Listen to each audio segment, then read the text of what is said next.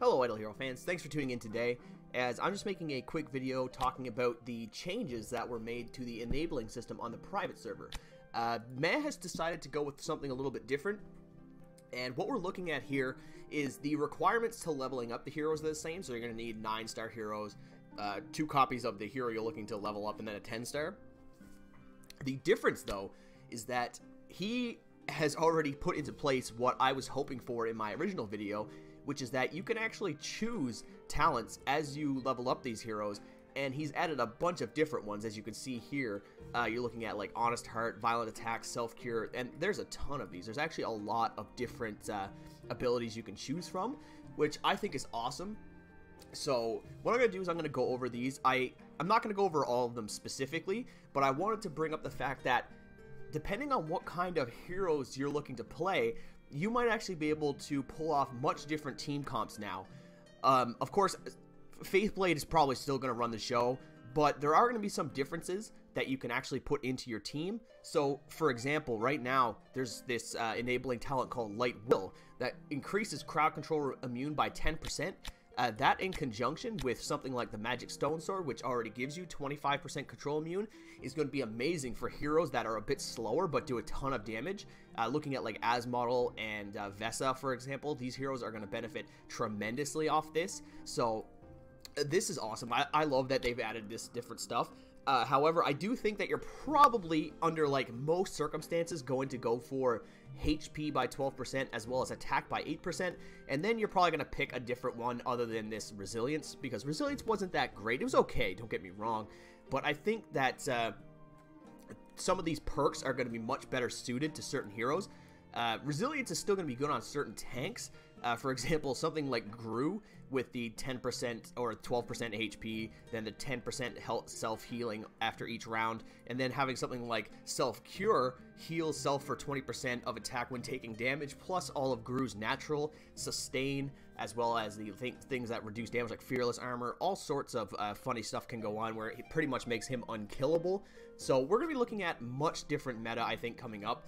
The only thing that's probably not going to change is you're going to be looking at Faithblade everywhere. I don't know if there's much that can change that until the new heroes come out, which will probably be tonight. So look forward to a video about that on Saturday. I'm going to have that released. And if anyone is on my Patreon, that video will be put out tomorrow night, and it'll be available for you guys early. But the video will still be released on the channel on Saturday, of course. Now, one thing I do want to bring up, though, is that there is kind of a risk for much more cheese to happen now. For example, let's see if I can find it here. One of these abilities. Where are you two? I know it's here somewhere. I can't find it. There's one that gives like a bunch of damage if the target is stunned, if I'm not mistaken. Yeah, it deals like 15% attack damage on stunned foes. If you were looking at some of my earlier videos that I done, specifically there was one talking about arena cheese, where Flame Strike can just like one-shot your whole team. We're going to be looking at, I think, more potential for stuff like that. If you have a team of, say, 3 crews with all of their stuns that are pretty much guaranteed, and you can keep them at 10-star, and it's not too big a deal because you don't really need any HP for him to take off. So, and then even if you do level him up to 13, you can get a bunch of these perks. Like there's this one here, Curse of Death. After death has a 10% chance to freeze enemies for 2 rounds. So if you have like 3 crews that all have this Curse of Death, there's going to be a ton, an absolute ton of crowd control going on. And if you have a Flame Strike that has something like Weak Point Break, as well as the attack boost and all of the weakened status effect that comes from crews, and I'm sure there are definitely other abilities here that will suit that. I haven't quite gone over all of them. Just at a glance, you can see that the potential for cheese is actually much higher with these types of abilities. And due to the fact that you're going to have Flame Strike having such high attack now with attack plus 8% and all these other modifiers that you're going to be able to get, you're going to see some crazy team comps coming up, I feel. It is a bit of a commitment because you are going to have like a 13-star Flame Strike, but the potential is there, and it's going to be hilarious to see how people mess with this for a little while. Some of these numbers may need tweaking, and I'm pretty sure Meh will be willing to do that because he's already tweaked some of them, I'm pretty sure.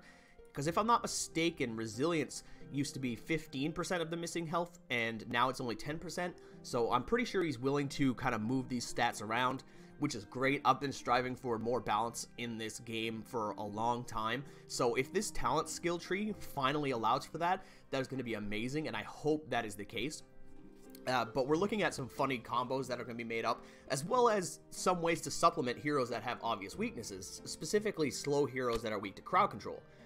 Now, the other thing I want to bring up is that, if I'm not mistaken, he actually removed the leveling system for these new heroes.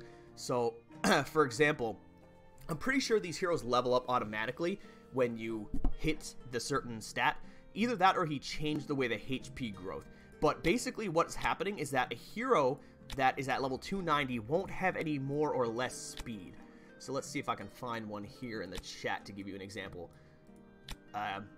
Yeah, Dark Arthandal has 1496 speed. I'm pretty sure that is what she's going to be at all the time. So she's not going to have any difference. No, actually that one might be a little bit slower. So I'm not exactly 100% sure, because this is what was brought up in the Reddit as well as on the Discord. But I know he is trying to tweak some of these stats to make it easier for newer players to come in and have a less difficult time against 10-star heroes. Of course, that 1090 something or 1490 something might be from a speed boost somewhere, but I'm not sure, because that wouldn't, even with that, I don't have it, and I've got the max speed. So maybe they did change the stats, but there's significantly less growth than was anticipated. So I'm going to end up making a follow-up video on this later that goes into a bit more detail. I mainly want to make this video about the actual talent changes, because it seems like the stat changes, I can't quite pin down what was said and what was done about it. From what I've read, it seemed like he wanted it to not change at least the armor and the speed, but it's hard to say exactly what has happened here.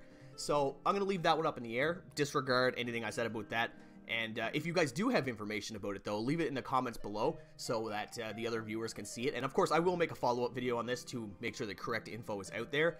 But I just wanted to point out that the actual talent system is much different, and it's much better in my opinion. I definitely prefer this system going forward.